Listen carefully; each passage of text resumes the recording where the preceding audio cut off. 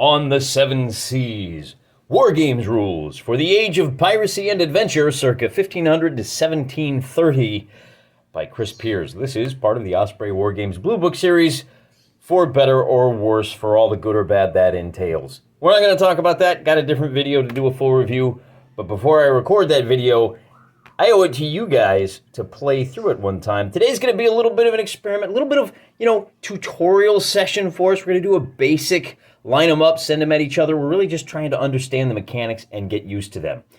I guess in a game like this, you really have to start by talking about the pirates. But before we talk about the pirates, we should talk about how morale works. You have not one, but two morale trackers in On the Seven Seas, both greed and fear. And whenever your fear exceeds your greed, your boys are going to lose their morale and start kind of scuppering off. Captain Seacopper here. Now, at the start of every turn, during the morale phase, your leader, and that's Captain Greensleeves here, we're bringing him out of retirement, he can adjust your greed or your fear levels up or down by 1. He can also, if he is within 12 inches of a member of the opposition, adjust their scores up or down by 1. 8 different possibilities, a lot of meaningful choices depending on what's going on in the tactical game. Captain Greensleeves here is intimidating. When he chooses to, when he chooses to intimidate the opposing faction, he's probably never going to raise his own faction's fear. He rolls 2d10, and for every 7 up, he is able to adjust their fear up by an extra point. Very scary. Now, he is assisted by his 2 red-coated first mates here, and they are armed as shown. This guy's got pistols, this guy's got a cutlass, and I think that's a boarding axe? Yeah. Now, the pistols, we don't track ammunition in this game except for cannons. We don't need to worry about that. And then each of these first mates is going to be leading 6 men. Hey, it's 15 men on a dead man's chest, right? The 3 in front are armed as shown with, well, no, not necessarily. This guy's got a pistol, we got a boarding axe, and a guy with cutlasses. These 3 guys are armed with melee weapons, and then the guys in the back are all armed with muskets. Very easy. Let's take a look at the Royal Marines. I know these guys are kind of a mix of Napoleonic and 7 Years' War figures. I'm proxying, okay? To make matters worse, this guy, the drummer here, we're treating him as a first mate, and then the guy with the sharp pointy stick, also a first mate. The fella in front is Captain Seacopper. He is encouraging, so he can raise his own faction's greed, similar to the way Captain Greensleeves raises the opposition's fear. Whenever he chooses to increase greed, he can roll 2d10, and for every 7 up, it goes up by 2 instead of just 1. I guess they have a bounty on the heads of the pirates, and that's why these guys are the way they are. Now, what we're going to do is we're going to declare that all 3 of these officers are armed as shown. This is the only guy with a pike. This guy, he doesn't have anything, does he? Well, he's got a couple of sharp sticks. We'll call him with a club, and then our captain has a cutlass. All of the officers, these 3, and likewise for the pirates, have some special abilities. We'll get into that as we go. In the meantime, these guys are simple. They're all armed with muskets. How easy is that? Let's take a look at the terrain and deployment, and then we're going to dice to see what each faction's starting greed and fear are going to be. Before we talk about the fear and the greed, let's talk about terrain. We've got some sandy patches of ground. This dune blocks line of sight. The beach does not.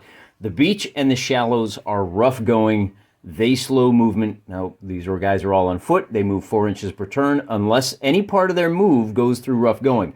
And again, it's just this dune, the beach, the shallows, and the stream are all rough ground. If any part of your movement goes through there, you can only move 2 inches that turn. The rocks, the dune, block line of sight. Now, the rest of these, as do the kind of hard pieces. So, for example, if we take a look at this terrain piece, we've got some rocks that block line of sight and trees, but if your line of sight passes through here, then it does not block line of sight. However, the entire base is considered rocky ground, which means anytime you shoot through a portion of that, the target is going to be at +1 to hit. Normally, rolling with a musket, you're shooting at a guy, you need to roll a 10 or better. So if you're shooting at a guy in here, and he's in rocky ground, you're going to need an 11 or better, which isn't going to happen unless you're sharpshooter. So I guess basically you can't hit anybody in rough terrain. Not sure. We'll figure it out as we go. Like I said, I haven't played this yet. I got some questions. Probably going to be doing a lot of pausing to check the rules. The grassy areas do not reduce movement, similar to the rocky areas, but they do give you a +1 when you're shot at. The deep areas here, are uncrossable. There are rules in the book for swimming. I'm just trying to get a feel for the basic rules on this game. The game, I think it begins to shine when you do ship-to-ship actions. I think it's really designed for that. But again, I'm not quite ready to make that leap up to this kind of movement right here with the, these books are so great because they're laid out just so wonderful. It's so easy to flip right to what you're looking for. They made the decision to separate the boat movement because it's complicated enough. There we go. Ship movement, right? It's got kind of complicated stuff. You can't move in this and then 30 degrees, whether you're a sloop or a brig. I'm not quite ready for that. A lot of cannon fire. There's no cannons today. We'll get there. And so I suspect that's where the game shines. But until we get there, how are we going to know? The next thing we need to do is figure out what our greed and fear levels are. Now, they start between 1 and 10. Actually, if your fear starts at 9 and it goes up by 1 and you lose the game, that would be lame. So what we're going to do is roll 2d4 for each of our factions. We'll start with the British, and I'm going to roll these dice. The red is for fear, and the dark die is for greed. I'm going to add 3 to the roll, so they're going to start anywhere from 4 to 7. So with a 2 and a 3, the British are going to start with a fear of 5 and a greed of 6. The pirates are going to start with, both their fear and greed are starting at 4.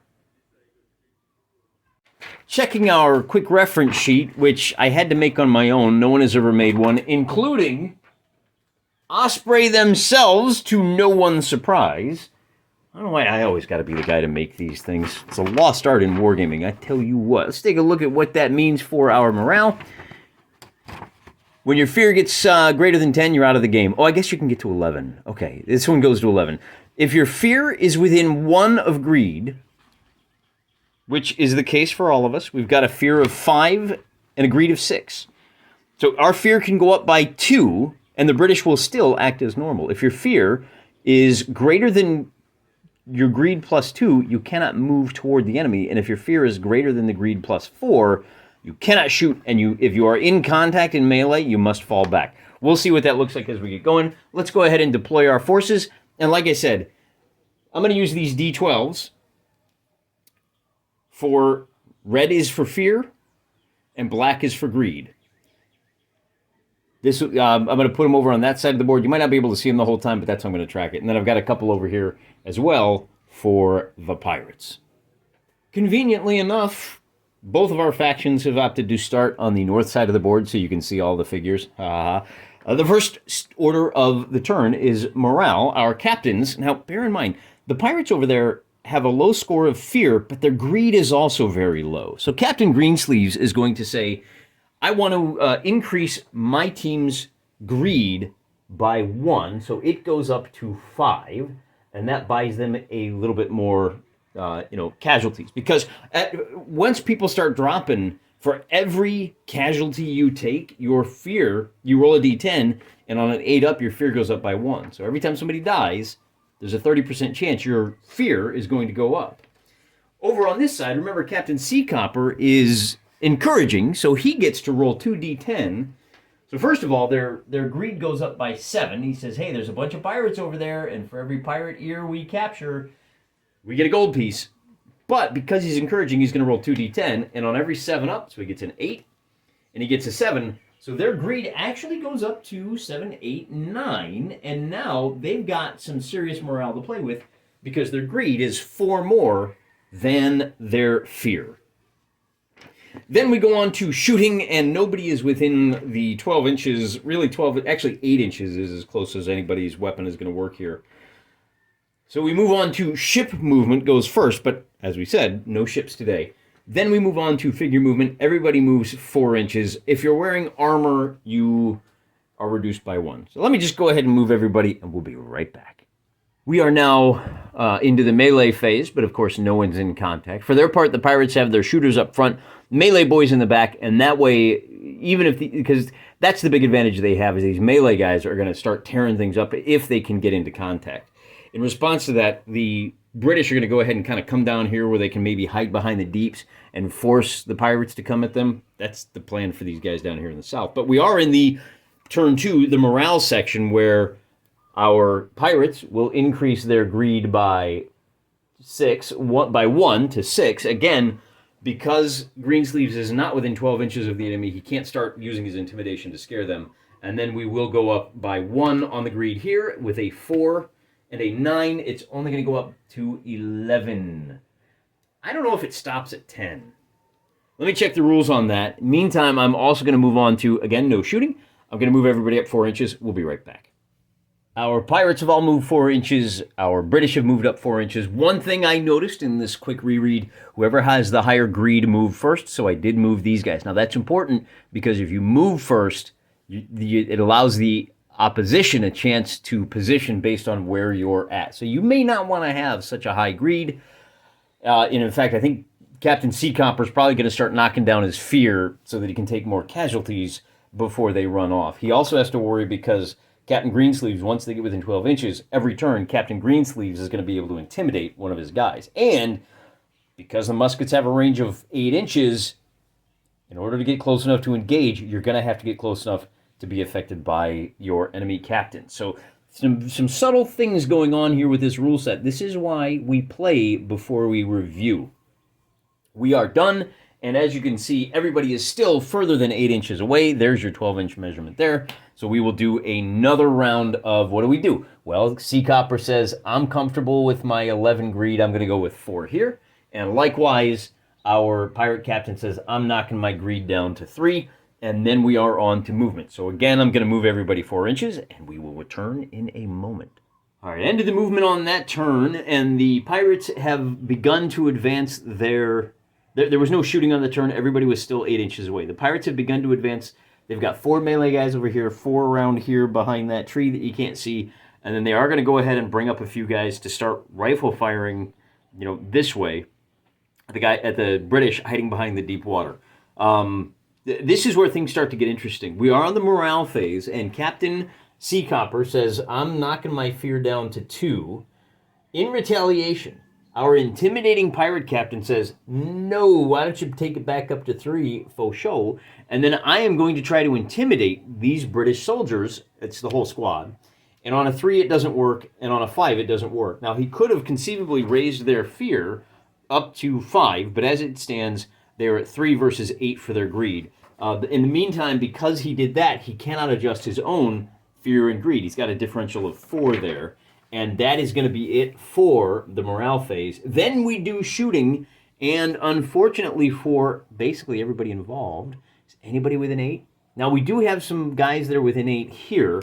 So we've got 3 pirates who will be able to shoot versus, I think maybe...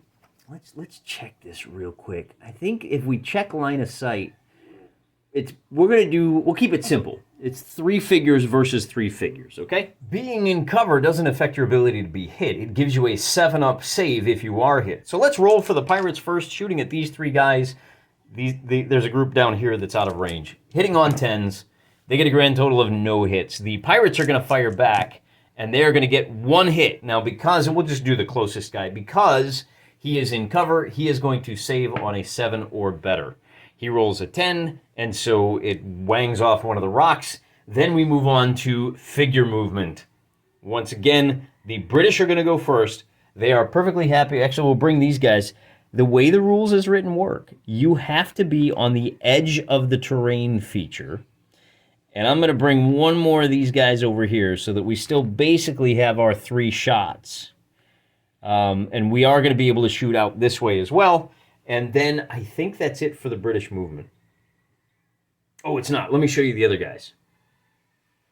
Well, they're way down south. In the meantime, these melee guys are going to move 4 inches up to here. So they kind of... And this includes the first mate. Now, I have been kind of moving them in blocks, but they don't. It's all figure movement is individual, and there's no real unit cohesion. So if I wanted to bring a guy out across the stream, I could do that. I'm not, but I could. The pirates are leaving 3 shooters down here, and they've sent all their melee boys up. They're going to try to smoke out and conquer all of these guys first. For their part, one guy was a little too slow. The British are lining up along this deep ocean, and that's part of the reason why these guys are charging up that way. This is a long way to move when you're only moving 2 inches per turn. And even if you come around, so the British are in a little better position over there. You can see our melee boys. We've got 8 melee pirates converging on the Brits there, and then these 3 shooters, and that's it. That's going to be the end of the turn. Once again, we have no melee, so we kick on over to the morale phase, where the British still have the advantage of greed, so the fear goes down to 2 for them, and our pirate captain is going to try to scare them. He gets a 3 and a 6, so their fear will only go back up to 3. Then we do our shooting, and as you can see, these guys down here are within 8 inches. In this game, we don't track ammunition, even for pistols. A figure that is armed with a pistol is assumed, for example, who's got one? This guy right here. This is one of our first mates, and he's got, you can see he's armed with a couple of pistols. We just assume that he has a full brace of pistols, and he can just kind of keep grabbing them and firing and firing and firing. Now, pistols only have a range of 3 inches, so he's going to have to get across the stream before he can shoot at these guys. But by bringing 11 total, these guys are in a little bit of trouble because somebody's bound to get through. Let's not get too far ahead of ourselves, though. We're dealing with this little gunfight down here in the bottom, where we've got a total of 2, 4, 6 shots versus the pirates, hitting on zeros, and there are no saves for any of these guys. The British get 0 hits. The pirates are going to fire back, hitting on zeros. They get 2. Now, I'm going to knock these guys down, and oh, you know, there's a chance that they hit the first mate. So 1, 2, 3, 4, 5, 6. I'm going to roll 2d6 to see which 2 guys got hit.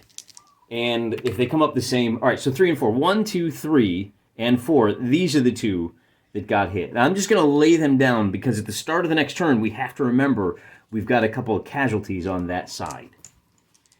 Then we can adjust our focus up to the north. Let's fire the pirates first. We've got these 3 guys firing at these 2 guys, hitting on zeros. They get no hits. Then we have to figure out and calculate our shots for the British. There are 3 guys in the back firing at this group right here, and they get 1 hit. Now, we need to figure out which guy was hit. So I'm going to roll a d6, and it's going to be just clockwise from here. 1, 2, 3, 4, and I'll re-roll a 5 or a 6. 1, 2, so this guy goes down, and he is a casualty. Then we've got 3 shots down here, and they're going to knock out 1. And again, it's going to go 1, 2, 3, 4. 1, 2, 3. So this guy is now a casualty. And then we've got 1 more shot at the guys in the woods, and a 5 is a miss. So that's all the shooting. We've got 2 casualties on either side, and we're ready for the next turn, which is simple. Oh, no. So we have figure movement comes next. The British have just 1. They're going to move this guy up to the line of the deep, and I guess we'll kind of shuffle. Firing, moving doesn't have any really real effect. So we are just going to have our 3 on 5 down here. These guys are all going to move just 2 inches. They're kind of across the stream. Our boy is going to be within gunfire range, and unfortunately, he's only going to be able to move 2 inches next turn as well. We're going to leave the British all as they are. These 4 are going to come make contact for melee, and then let's go ahead and bring our pirate captain up into cover to see. Well, wait a minute. He's got to move forward. Let's swing him around this way, I guess. We want to leave him behind cover, and then maybe next turn he can run into cover here. But man, it sure would be nice if we could get him up into the action. That's it for the movement. And we are going to have some melee, so let's take a look at that. Unfortunately for the pirates, they've only got 1 figure. The guy in the yellow hat, the red coat, that is the bossman. He is going to be attacking at +1 because he is an officer, and +1 because he has a sword. It is an opposed D10 roll. Now, because he charged into combat, we're going to say that he is not outnumbered. So the red coat, the red die is for the red coat, the blue die is for the pirate. I guess they both have red coats. The red die is for the British. We're going to compare the results. The pirate wins by 2, which means the loser must fall back.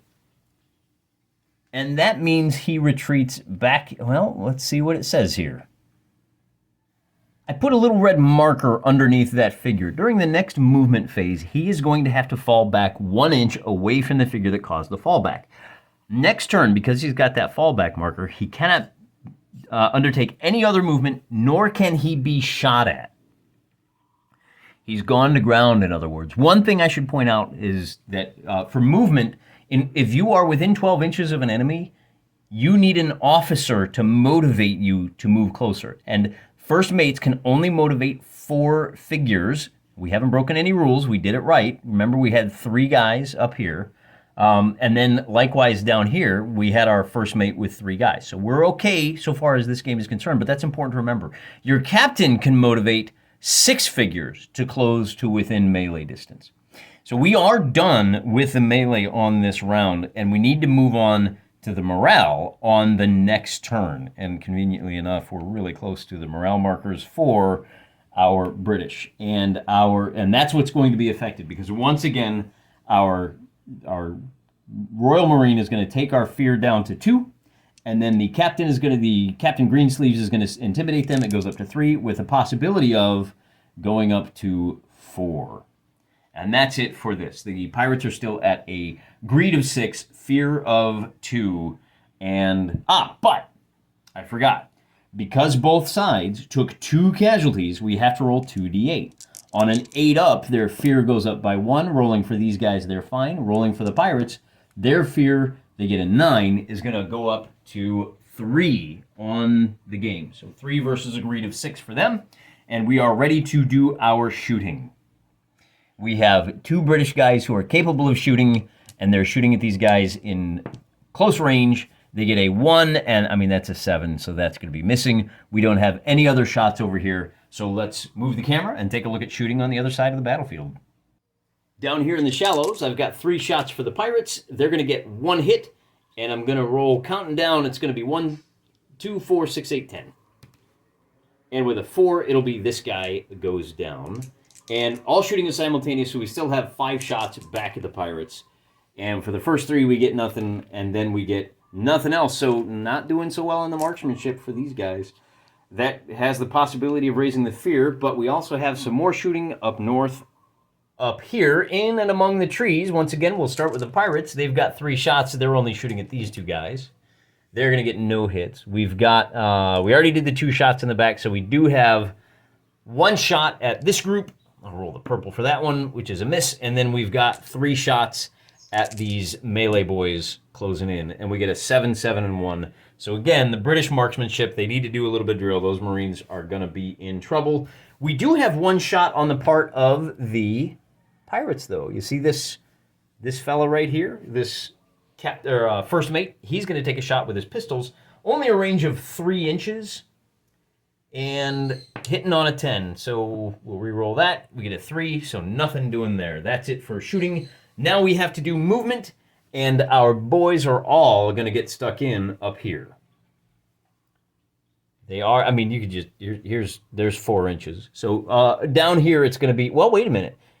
Wait a second. We're going to bring him around to fight that first mate. We'll bring him straight over to here. And then we'll bring, well, this guy can only move 2 inches. So look, he's not going to be able to get into contact. I should point out the British get to move first. Which means, what do we do with this guy? Do we want to bring him around front because he gets the +1? Or should we wait and try to double team? I'm not sure, but we're good. And then we're going to have a series. Remember, we got our guy with a fallback marker. He is going to fall back 1 inch, and he cannot, well, because... So the fallback marker tells you he can't act during the shooting phase. We'll pull him back to about right there, and then our first mate is going to move the 4 inches to contact this guy. So we are going to have some melee. I think that's about it for the movement. No, we'll bring our sea captain. He can move 4 inches, and we're going to bring him around up to here. Now that he doesn't have to worry so much about the shooting, he can hop over on the next turn and maybe get stuck in. We may do a little bit of a mano-a-mano duel. But we have to do a whole bunch of fighting first. We've got and again, the red die will always be for the British. They're both first mates, so that's going to cancel out. But this first mate is armed with just pistols, so it's going to be a differential of 3, and the first mate for the British is going to have to fall back. For this group, it's going to be +1 to the purple die, and with a differential of 4, that is going to put this British soldier out of action. We have a fight between a first mate and a British soldier here. The first mate is at +2. That's going to force a fallback. So both of these guys have a fallback, and then we've got 2 more fights in the back, which are just +1. So differential of 4 leads to another kill, and then a differential here. Now that's a 5 versus an 8, means we have one more. We have to do it. The Pirates now have their first fallback of the day. It's a little tight in there, so I just went ahead and moved all of my fallbacks. They're 1 inch of fallback. We're done with melee. We move on to the next turn, and the British now have taken a total of 1, 2, 3 casualties. So they have to make 3 fear checks to start the next turn. They hit the 1 in 1,000. Their fear is going to go up to 7. Just like that. The Pirates, for their part, have a total of, was it 1? They didn't take any casualties? That's crazy, man. They did have 1 fallback, though. So you can see, is the +1 that strong? Or is it just that the Pirates are rolling lights out today? I think it's the latter. The captain of the Brits is going to say, I gotta knock my fear down to 6 because I know what's about to happen. And sure enough, Captain Greensleeves is, oh wait, can he? Is he within 12 inches and line of sight of any figures? I guess this guy's in line of sight. So we'll call, and he is going to be able to shoot this turn. So yeah, we'll call it within 12. And it doesn't matter because he didn't roll the 7s. All right, we're going to clean up the battlefield, and then we got to do some shooting. We have 1 guy, we got 2 guys here that, well, he can't shoot because he can't see anybody. But I do have 2 guys that are not locked in combat. I've got 1 shot back here, which is going to miss, and I've got another shot in the front, and that's also a miss. And then we do have our gunfight down in the southern portion. I guess our first mate can fire with his pistols. He misses, and I think that's it. Ah, that's right. There was a casualty down here. We got to roll for the morale effect. On a 6, it doesn't have an effect on morale. Okay, which means this gunfight down here is going to be between 2 pirates on this turn, and they're going to get 1 hit, and we'll do the same thing. Rolling d6 from the top, re-rolling 5s and 6s. On a 1, this guy goes down, but before he does, shooting is simultaneous. They're going to get another kill right there. So 1 to 1. Maybe we can start bringing some of these guys up. In fact, I think that's what we'll do on the next turn. Oh, we probably should have started moving them up already because this is going to get ugly up here. Should have, didn't. That's it for shooting. Oh, now we do movement. Yeah. And the redcoats get to move first. So these guys are all going to go ahead and sidle up 2 inches. Like so. And yeah, they're still in range. Maybe we'll have this guy do the same. He says, I'm going to go ahead and scupper on up this direction. Still within 8 inches, so they're good. And then all we have left to do, the British captain is going to charge to here. Our captain crossed the stream. He motivated these 3 shooters to close up to here because they're going to have to start thinking about those shooters that are winning the gunfight down in the shallows. In the meantime, everybody up here has closed to within contact of an enemy, and what we're going to do is we're going to have a 2-on-1 on the captain, and then it's a series of 1-on-1s here in the woods. The only guy that cannot move into contact is the drummer boy. Our drummer mate is kind of on his own watching the fight. He moved by a fallback, so he cannot close to contact anyone. That's it for movement. Now we're going to have to do a whole series of melees, and I want to start with the captain down here. Because he is outnumbered, now he's +1 for an officer, +1 for the sword, so he's at a total of +2.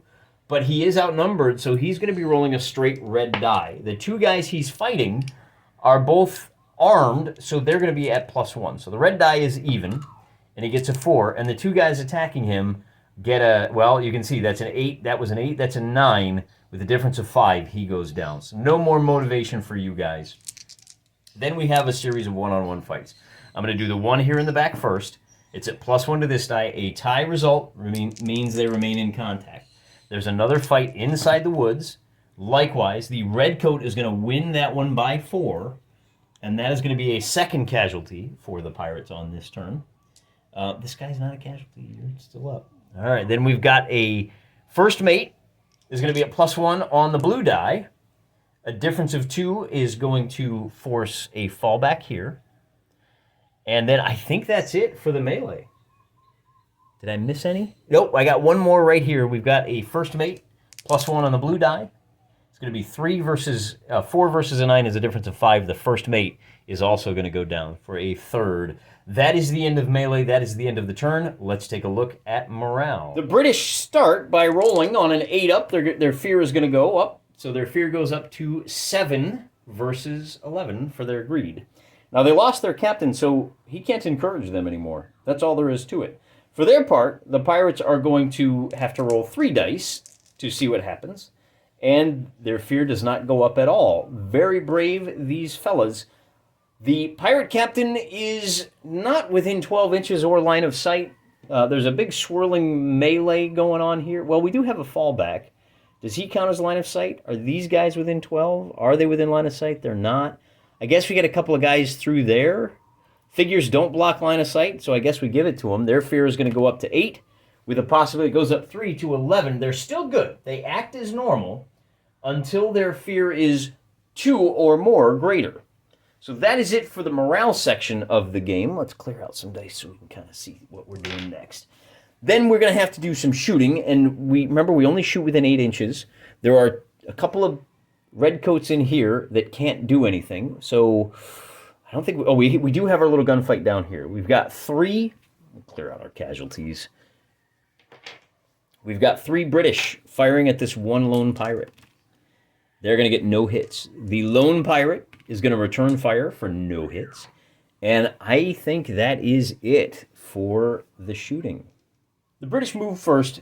These fellas have slid up, but they're facing that way. Facing does matter. We haven't worried too much about that just yet, but you do have a 90-degree fire arc. Figures. Cannons only have a 30-degree fire arc in either direction, or 30 degrees, so 15 degrees off center. These 3 guys are facing this guy. They have to take him out first. They do have some melee boys that are closing in on them, and of course these 3 shooters as well. That did free up a 2-on-1 against a pirate melee guy in the back. And this guy with the red marker, he did fall back instead of shooting. So he is contacted by the captain. That's going to be a rough one for him. Captain's going to be at +2. And then we have one guy here. The British moved over. Remember, the British moved first. So we had 2 red coats move over to the edge of the woods. And the first mate has run in to do some melee there, which puts us at melee. And let's go ahead and start with the captain versus the red coat. Captain rolls a 4. Now he's at +1 for his sword, and he is at +1 for his because he's a captain. So he is going to be at a differential of 2. He's got to fall back 1 inch. So we'll give him the fallback marker for now. Then we have a first mate versus a regular guy. First mate's at +1, +2. Differential of 3 means we have another fallback for this British guy. And I think I'm going to go ahead and I'm going to do my fallbacks right now. I'm not sure what game effect that's going to have, but it does open things up. Now, I've got a tag team over here. The first fight, it's going to be one-on-one, I think, but this fella's going to be at -2. So it's -2 to the red die, and the first mate is going to be at +2. 1 for the officer, 1 for the weapon, and then I don't know if the other guy gets an attack or not. So this becomes a 4. This becomes a 9. Differential of 5. Oh, well, hold on. I got this backwards. Our pirate is going to be at a total of -1. -2 for the outnumbered, +1 for the melee weapon. So this 6 becomes a 5. The first mate is going to be at +1 for his weapon and +1 for his officership. So 5 versus 9, that pirate still gets killed. And that is going to be the end of the turn. We only had 1 casualty this turn. So as we move on to morale, we roll for the pirates first. Their fear does not go up due to that casualty. Then the pirate captain attempts to intimidate, and he gets 1 success. Now that does mean that the... Oh, I'm sorry, you know what? I got that wrong. Fear of 11. Yep, there you have it. It doesn't matter that the British fear, the greed is 11. Their fear hits 10. They flee the table immediately. Not a particularly complicated or complex game. There are a couple of little subtleties that I think make a difference that we need to think more about. The issue of motivation can get a little bit hectic. First mates can motivate up to 4 figures, captains up to 6. You cannot move closer to an enemy if you... back up. If your figure is within 12 inches of an enemy, your figure cannot get any closer unless there is a first mate nearby to encourage him to do so. And first mates can only do 4. When we get a complicated scrum like that, that can be a difficult thing to remember, and I don't think I did it completely right the entire game. But I think that is important. The shooting is not terribly effective. I guess that's in keeping with the spirit of the game. And I think this game was a complete blowout on the part of the pirates. They just did really well. But these guys just could not shoot at all. They had twice as many shots, and it took forever.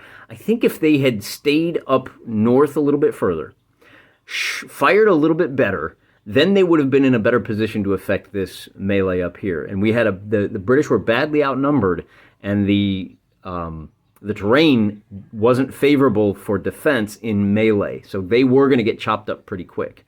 But on the whole, I think this is a rather interesting game. I'm very curious to see how it interacts with the ship game. Now, my table's a little small when we get to that point. I'm still working on the cannons. We're almost there. And I'm not an Age of Sail guy, so it's going to be really interesting to see how the wind effect and the sailing effect interacts with this. In particular, the reason I say this scrum is when we have a boarding action, it's going to be nothing but scrum. And we're going to have to really remember that our guys on one side of the ship may not be interested in closing with the enemy on just the other side of the ship because there aren't enough first mates to kick him in the butt and say, hey, get stuck in. But that's a fight for another day, and we may need to do that ship-on-ship action before we do a full review, because I think that's going to be real huge. Not complicated, not too much going on here. As a skirmish game, I think it's, it's fine. It does what it has to do. Nothing particularly groundbreaking. I think this is really interesting. A couple more games, we'll figure out exactly how important this is. Seeing how the different abilities of the captains interact and seeing what happens when that captain goes down. Man, if the captain had stayed alive, we would have been able to keep this fear considerably lower, or low enough that we would have had a fighting chance in these later turns. So I think that ability is going to be key as well. We'll find out in the future. Stick around. We're going to have some more fun. It's going to be a late summer of pirates. Welcome to the tropics. I'm praying for you.